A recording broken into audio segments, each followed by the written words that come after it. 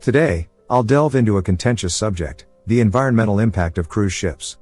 While it's undeniable that these vessels contribute to pollution, the extent of this impact is often questioned. How does their pollution compare to other modes of transport or vacation alternatives? Stick around for the video as I share my insights and present some eye-opening data. Welcome to Pachi Travels. Over the last 3 to 4 decades, the maritime industry has undergone significant transformations. Much like the growing awareness of pollution in our society, the maritime sector, including cruise ships, has adapted.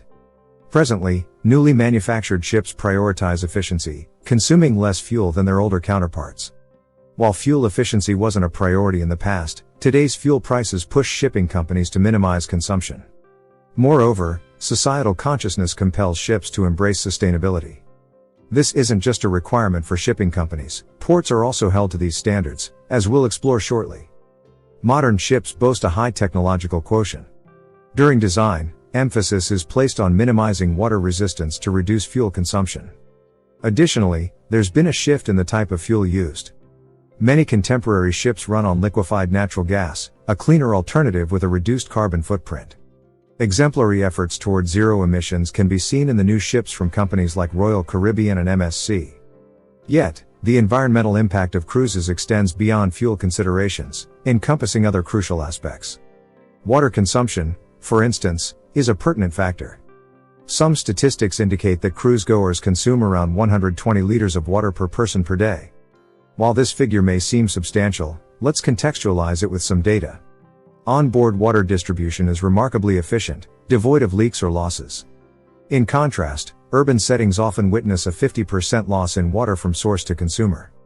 Furthermore, the average water consumption per inhabitant in many cities surpasses the 120 liters seen on cruises. Barcelona, for instance, registers a daily consumption of 130 liters per person. Another facet to ponder is that cruises generate a considerable portion of their water internally. While certain ports permit ships to source water from the land, cruises commonly employ desalination plants, resulting in minimal impact on water consumption. Additionally, these ships treat water before returning it to the sea or the public sewage system at ports. Another aspect to take into account is the electrical consumption of ships. While at sea, ships generate their own electricity using onboard generators. Until a few years ago, this was the standard energy generation system for all ships. Consequently, when ships were in ports, one could observe black smoke coming from the ship's chimneys, a byproduct of electricity generation. In recent years, some ships have started connecting to the port's electrical grid. This allows them to cease on-board electricity generation, reducing pollution associated with power generation. Certain ports are also adapting to facilitate ship connectivity. For example, the Barcelona port has relocated cruise ship docks to prevent pollution from reaching the population.